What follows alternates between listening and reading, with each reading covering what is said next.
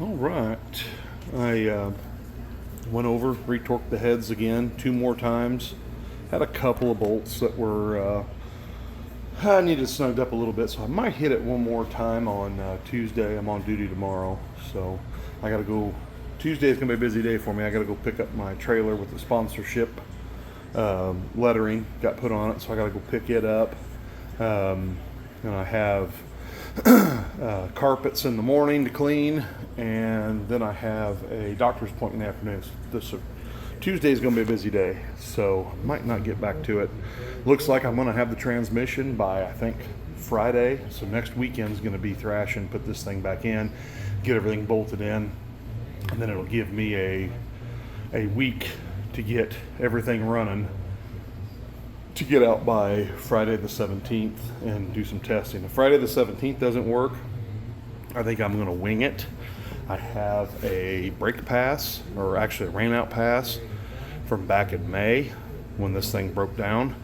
I think I'm just going to go in there and race the damn thing, see what happens.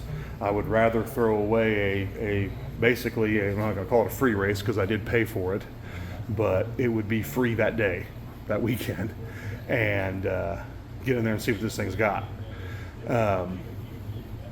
Basically be testing at a race. I don't want to be testing before a $1,000 entry. Well, it's a $600 entry if you count the buybacks and everything. It'd be a $1,000 weekend, and I don't want to push it and learn the hard way on that. I'd rather learn with a rainout pass. Still waiting for somebody to walk my push rods here from I believe from Ohio. I had a big order from Summit, and I guess I'm not 100% blaming them, but I kind of am. I ordered 12 things, ordered about $1,200 worth of stuff. 8.5-inch push rods and 9.5-inch push rods were on the list. The 8.5-inch push rods, which is the intake push rods, I said exhaust the other day, I wasn't thinking. It's the intake push rod. It was sent with everything else. The 9.5-inch push rods, the ones for the exhaust, are missing in action. I have no idea where the hell they're at. If they're not here by tomorrow, I'm going to call Summit and I'm raising 7 different kinds of hell. And I will get those push rods. So I went ahead and put the intake push rods on, rotated the motor over a couple of times, and got by feel. They are not set by feeler gauge. They are set by my feeler gauge, my fingers. So what I'm hoping is I get the push rods tomorrow, and then Tuesday I can put them in. Then I can get everything set the way it's supposed to be set. Borrow this thing over a handful of times. My deal is with setting the rack on an engine build. I have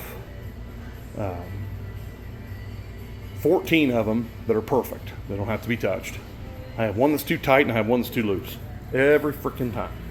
So I'm going to try to prevent that from happening. I'm still going to pull it apart and check it, but when I run this thing, I will pump all the alcohol out the cell, and I'll run 110 race gas. I'll do 3 heat cycles. I think I mentioned that before. I'll do 3 heat cycles, and then what I'll do is I'll swap it back over whenever I'm getting, and I'll put transmission fluid in, but I might hit it gear, make sure the tires are spinning and everything, but when I get it on alcohol, this thing just heats up so fast on 110 because it's such a small, this itty bitty radiator, and it's just itty bitty.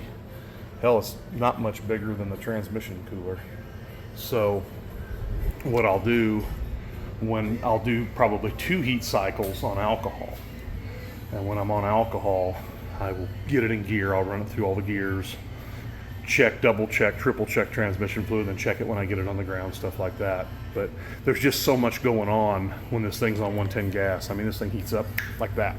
So I want to make sure I'm not burning anything up, but I'm really not looking at that stuff. I'm making sure the engine's getting the temperature and everything looks good on that. So no, pretty excited.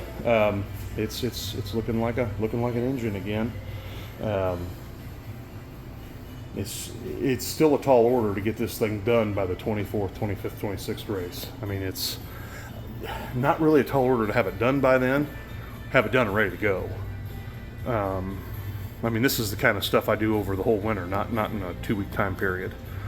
So and I'm also, like I mentioned, I'm 6 years out of practice on this thing. Yeah, I've been working on this thing, but I haven't been doing total teardowns like this.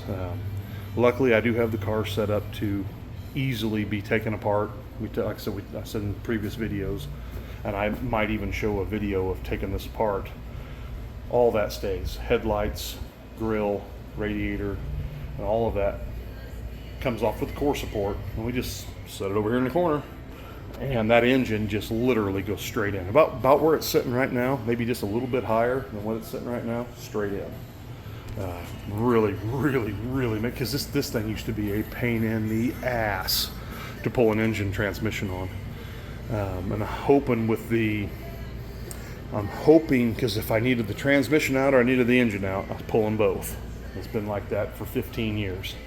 So what I'm hoping now with the new case that I got, we can stick this thing down in there. I could pull the engine or I could pull the transmission. I don't have to pull them both. Might still do it that way anyway, but at least I have the option. So, but anyway, probably a couple more days before I make another video. We'll get this thing in and hopefully hear this thing running by maybe next weekend, the first of next week. So that's my goal. So hope everybody had a good 4th of July. We did. My kids had a good time. We went to a friend's house, had a bunch of people over, and it was a good time. So hopefully everybody else had a good time too. We'll see you later.